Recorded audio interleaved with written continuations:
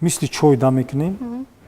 вақте ки гиёҳҳо ё ки тухми гиёҳҳо ё ки решаи гиёҳҳо дар шакли орд карда ҳастанд ва ё тез ҳал мешаванд. вақте ки тез ҳал мешаванд, масалан ҳоҷат ба қиёми онҳо, дер ҷӯшондани онҳо нест ва онҳоро омехта мекунем. агар як қошуқчаи дигар асал ба инҳо омехта кунем ва ним қошуқчаи дигар сиркои ангурӣ, бо беҳтару хубтар мешавад ва аз ҳамин давое ки тайёр шуд, мо метавонем ки масалан 2 ё 3 маротиба пеш аз хӯрок дар дили наҳор истеъмол кунем ва ҳамон дамиши шикам, орохҳои беҳударо ва балғами меъдавиро, туршии баланду пасти меъдаро барҳам медиҳад. шарти асосии бахши мо ин аст ки давое ки омода мешавад бояд маҳсулотҳо дастрас бошанд барои бинандагони мо ва мо дар студия каме биринҷ овардаем ки як тарзи давои дигарро барои шумо бинандагони азиз нишон медиҳем ки инам барои рафъи дарди меъда хеле кӯмак мерасонад. Биринҷро шуста дар банка мегирем ва аз болояш оби хунук мерезем.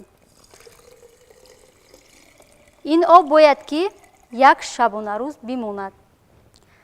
субҳ дар дили наҳор аз дохили ин об як қошуқ биринҷро гирифта об мерезем, бенамак медӯшонем ва онро истеъмол менамоем. баъди 15-20 дақиқа бошад, баъд наҳорӣ мекунем. оби инро бошад ҳаррӯза иваз карда оби нав илова мекунем ва то ба анҷом расидани биринҷ ин тавобатро идома медиҳем. боварӣ дорем ки барои саломатии шумо манфиат мебахшад. ҳамчунин дар студия мо сабзӣ ва себро овардем ки мехоҳем айни ҳол аз инҳо шарбат омода кунем ки барои меъда манфиати бештар шудад. хуб аз шумо хоҳиш мекунем ки то замоне ки ман шарбатро омода мекунем, шумо хусусиятҳои шифобахшии сабзӣ ва себро шарҳ диҳед. бале, сабзӣ ин як сабзавоте мебошад ки ба ҳамагон маълум аст ва миҷози гармиву хушкӣ дорад. таркиби биохимиявияш аз витаминҳои B1, B2, B6, B12 ки барои меъда ва оризаҳои меъда бисёр зарур ҳастанд. масалан баъзе бемориҳои меъдаву рӯда низ аз ҳисоби норасоии витаминҳои B6 ва B12 низ пайдо мешаванд. вақте ки ҳамон маводе ки мо истеъмол мекунем дар таркиби худ агар ҳамин витаминҳоро дошта бошад, масалан камхуние ки аз ҳисоби масалан норасоии оҳан дар хун пайдо мешавад, дар таркибаш ин оҳан низ дорад, масалан дигар макро унсурҳое дорад, кислотаҳо дорад, моддаи қанд дорад ва инчунин намакҳои нимсер дорад. шарбати мо аллакай омода шуд. ман метавонам ки пешниҳод кунам. ман мехостам шаҳло дар бораи як хусусияти дигари шифоии сабзӣ гап занам. витамини А дар таркибаш дорад ки ин барои биниши чашмро хуб кардан ва масалан барои таҳлили балғам бисёр фоидаи хуб дорад ва инчунин шарбати сабзиро агар ба шарте ки ҳар саҳар 150-200 грамм бинӯшанд. марҳамат бичашед канед, чӣ гуна мазза дорад. хӯрданашам ба фикрам хӯрданбоб аст. бисёр фақат ба шахсоне ки бемории диабети қанд дорад тавсия дода намешавад, зеро ки қанди сабзӣ дар таркибаш зиёд аст. яъне кӯдакон низ аз шарбати сабзӣ истифода намояд барои кӯдакон ва масалан ташаккули тарзи ҳаёти солими кӯдак ки масалан аз ғизоҳо, витаминҳо таркиби хуни вай бой шавад, бештар мешуд ки аз ҳамин шарбати сабзӣ модарон тайёр карда ба кӯдак медоданд. хуб, агар чунин асбоб набошад, метавонам ба воситаи турктарошак сабзиро майда карда бо қошуқ, яъне мисли хӯрок ба онҳо хӯронам. модароне ки мисол тифли худро шир медиҳанд ё ки ҳомиладор ҳастанд, аз ҳисоби камхунӣ машаққат азият мекашанд, метавонанд ки аз ин шарбат низ истифода баранд. сюжеи омода намудаи ҳамкоронамонро ки дар бораи хусусиятҳои шифобахшии барги зуф аст тамошо мекунем. баъдан суҳбатро идома хоҳем дод. марҳамат. хусусияти шифобахшии барги зуғ аз ҷониби гиёҳшиносон исбот шудааст ва он ба бемориҳои гуногун аз ҷумла меъда манфиат дорад. олимон исбот намуданд ки шахсе ки гирифтори бемории меъда аст ҳар субҳ дар дили наҳор 2 ё 3 барги тару тозаи онро газида обашро фурӯ барад ва баъди 15-20 дақиқа наҳорӣ кунад. барои меъда фоидаи бештар дорад. ин табобатро 10 рӯз идома додан лозим аст.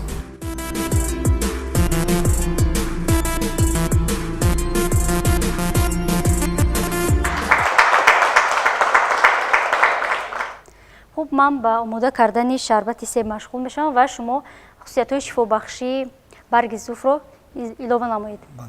марҳамат. барги зуф низ дар тоҷикистони азизи мо бисёр мерӯяд. барги зуф қариб дар 70 дар даво ҳаст. барои захми меъда ва туршии пасти меъда низ давои хуб аст. барои туршии баланди меъда каме зараровар аст. барои ҳамин тавсия дода намешавад ва касоне ки ба туршии паст гирифтор ҳастанд метавонанд ки ҳамин барги зуфро истеъмол кунанд. вақте ки меъдаву рӯдаро ҷароҳат мекунанд, баъди ҷароҳатҳо чӣ хеле ки мо дар пеш гуфтем ки барги зуфу гиёҳи бобунаву барги зирк, решаи зирк ва будёнро якҷоя кардем. барои ҷароҳатҳо ҳамин барги зуф низ хусусияти хунбандкунӣ дорад ва барои ҷароҳатҳои на танҳо меъдаю рӯда, барои ҷароҳатҳои дарунию берунии узвҳои инсон низ фоидаи хуб дорад. ташаккури зиёд. шарбати мо аллакай омода шуд. метавонем ки дар хусуси шифобахшии себ, чун мо инҷо себеро интихоб кардем ки ҳам маззаи ширин ва ҳам турш дорад ва ин махсусан манфиат дорад ба бемории меъда. себ якчанд намуд мешавад. касоне ки ба бемориҳои меъдаю рӯда гирифтор ҳастанд бояд ки ҳатман пӯсти вайро тоза карда баъд истеъмол кунанд ва ё ки шарбати ҷабидаи вайро, масалан чӣ хеле ки дар назди мо ҳозир шаҳло ҷабида гирифтанд, ҳамин шарбати ҷабидаи себро истеъмол кунанд.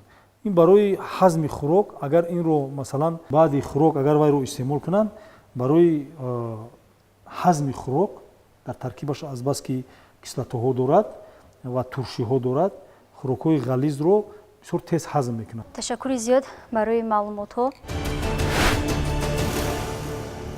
азбаски ба ин бемории ҷавонон алахусус донишҷӯён аксари вақт гирифтор мешавад, эшонро низ ба студия даъват намудем то ба суолҳои хеш посух гӯянд. марҳамат. дар ҳолате ки меъда ба захм гирифтор мешавад, табобати он чӣ гуна ба роҳ монда мешавад? чӣ хеле ки мо дар гуфта гузаштем, аввал аломатҳои касалиро нест мекунанд, дуввум ба меъда таъсирот мерасонанд то омилҳои барангезондаи онро бартараф кунанд, меъдаро қувват бахшанд, тақвият бахшанд, қувваҳои сиҳаткунандаи регенеративӣ мегӯянд, онҳоро ба кор андозанд. саввум аз эҳсос аз тарафи асаб он мунохишаҳои равонӣ ё ин ки он камбудиҳои равоние ки дар ҳама инсонҳо дида мешавад, онҳоро бартараф мекунанд.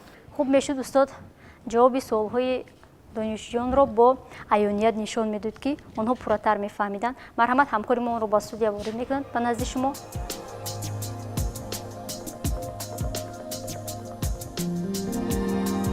баъд аз хӯрдани картошкаи бирён меъдаи ман ба дард меояд ва сабаби ин дар чӣ бошад? албатта мо метавонем бигӯем ки таъсири механикии он аст. бирён яъне сахттар аст ва албатта картошка ки крахмал дорад, баъди он ин гӯем ки ширинии мураккаб аст ва ширинии мураккабро ба ҳал кардани барои организм албатта каме мушкилӣ мебиёяд. ва ин нишондоди он аст ки албатта бемории функсионалӣ, нороҳатӣ дар меъдаи шумо албатта дида мешавад ки сари вақт аст шумо ташхис кунед ва табобат кунед. яъне ҳам вобаста аз он аст ки шумо меъдаатон дар кадом ҳолат қарор дорад, ҳам вобаста аз он аст ки майнаи сари шумо дар кадом ҳолат қарор дорад, ҳам вобаста аст аз он ки шумо чӣ хел ғизоро мехӯред ва ҳам вобаста аст аз маконе ки вақте ки шумо он хӯрокро истеъмол мекунед. масалан ғизоҳои сахтро бегоҳу шаб хӯрдан хобҳоро вайрон мекунад. ҳанӯз падари тиб гуфта буд, нороҳатиҳо мебиёрад ва ин сабаби масалан мушкилоти меъдаву рӯда шуданаш мумкин аст. ҳарчанд картошка бирён хӯроке аст ки тез омода мешавад ва моро тез қаноатманд мекунанд, вале касоне ки гирифтори бемории меъдаанд бояд ки то як муддати муайян аз он парҳез кунанд, зеро зиёни зиёдтар дорад ба меъда. خوب سوالی دیگر مرحمت. که تز با زردجوش گرفتار بشوم. زردجوش این از ترشی بلندی معده می شود.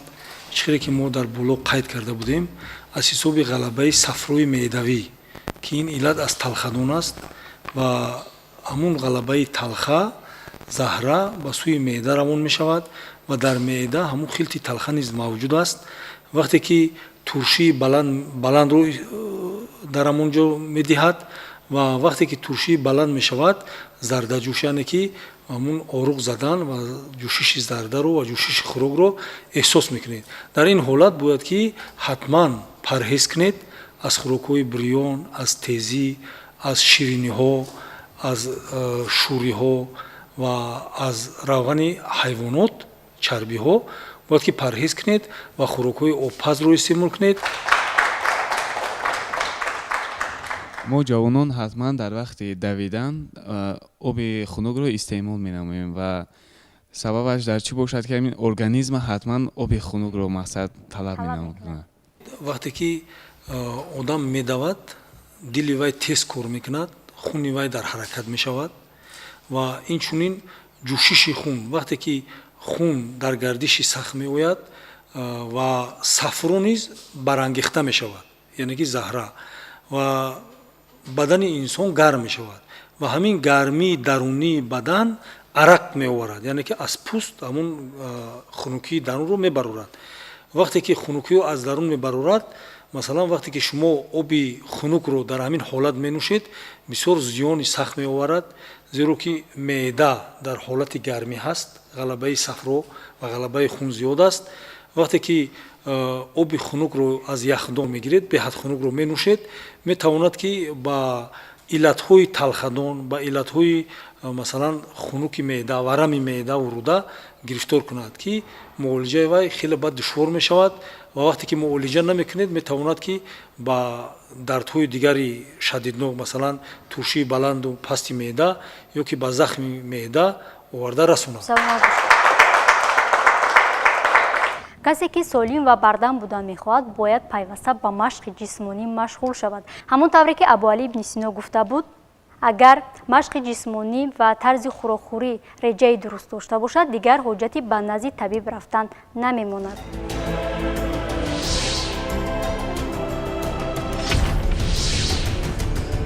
بخش مصلحت مفید است خلاصه کننده برنامه شفا بخش. برای اینکه ما معده خود را درست نگه داریم باید البته آن را در حالت گرسنگی از خوراک تامین کنیم. کوشش کنیم که غذاهای تازه باشند، غذاهای لازمی باشند و ما این را میگوییم غذای با شعورانه. فرهنگ غذاخوری، فرهنگ مناسبت به غذا، مناسبت البته به معده خود هست که این ما میدونیم که آداب مردم ما هنوز در دوره پیش آداب غذاخوری، آداب سری دسترخوان داشتند، معنویات بلند. این سبب صحتی انسان است. سلامت باشید. سلامتی رو خریدن ممکن نیست لیکن دوا رو هر کجا میفروشند. هر یک دقیقه عمر خویش رو گرامی دارید. ما به این دنیا با اون خاطر آمدیم که زندگی خوب و خاطرمند رو از سر گذرانیم. تشکر به شما مهمانان گرامی که طول این ساعت ها با ما بودید و مصلحت های مفید دادید. تا برنامه های دیگر خیر.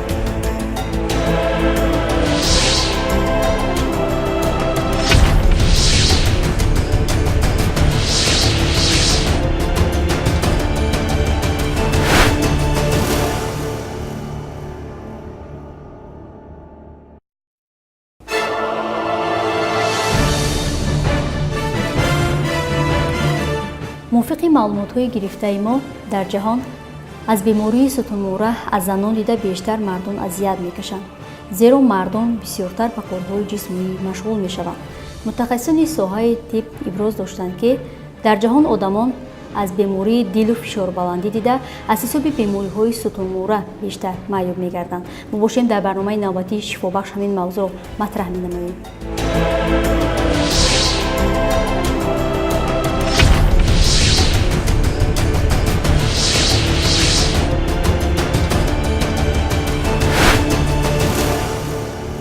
ستون‌موره وظیفه تکیه‌گاه را در ارگانیسم انسان اجرا کرده برای راست نگاه داشتن قامت انسان نقش مهم دارد. ҳамчунин сутумӯҳра вазифаҳои муҳофизатиро дуруст, яъне ҳару мағзро аз осеббинӣ нигоҳ медорад. Он аз 33-34 мӯҳра иборат буда, мӯҳраҳо дар навбати худ ба қисмҳо ҷудо шудаю вазифаҳои гуногунро иҷро мекунанд. нақши муҳофизатӣ дора, ҳару мағза муҳофизат мекуна, узвҳои дохилии бадана нигоҳ медорад. аввал қисми гардан иборат аз 7 мӯҳра, қисми қафаси сина аз 12 мӯҳра, қисми камар аз 5 мӯҳра, чорбанд аз 5 мӯҳра ва думғоза ки аз 3-4 мӯҳра иборат мебошад.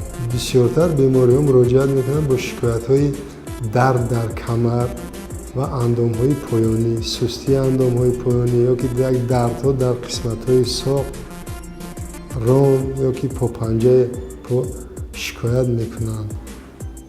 вақте ки аз онҳо мепурсем мисолан сабабҳои дардҳо кай пайдо шуда, ки чӣ хел пайдо шуда, онҳо мегӯянд ки ман бори вазнин бардоштам ё кори ҷисмониро анҷом додам. баъд ин дардҳо кори ҷисмонӣ вазнин бо ин вобастагӣ мекунанд. дардҳои худро бо кори ҷисмонӣ вазнин ё ки бардоштани бори вазнин вобастагӣ мекунанд. бемории сутунмӯҳра дар қатори он ки дар рафти ҳаёт дар натиҷаи фаъолияти ҳаррӯзаи инсонҳо пайдо мешавад, ҳамчунин модарзодӣ низ буда метавонад. качави сутунмӯҳра дараҷаи 1-2 ҳозирам қайд кардаестанд ки астихандрои сутунмӯҳра метавонад ирсӣ шавад. бемориҳои сутунмӯҳра мешаванд аз таваллуд, беморӣ аз таваллуд яъне модарзодӣ, бемориҳое ки дар натиҷаи осебгирӣ, дар натиҷаи фаъолияти ҳаррӯза аз фаъолияти корӣ инсон вобастагӣ дорад.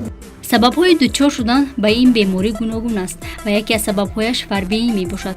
гуфтан ба маврид аст ки бештари вақт фарбеҳӣ ба бемориҳои гуногуни сутунмӯҳра оварда мерасонад, вале дар баъзе вақтҳои дигар бемории сутунмӯҳра ба фарбеҳӣ оварда мерасонад. омилҳои пайдошавии иллат дар сутунмӯҳра асосан аз халалёбии ҷараёни мубодилаи моддаҳо дар ҷисм мешавад. яъне ки ҳолатҳое ҳаст ки осеб мебинад мушакҳо, устуғон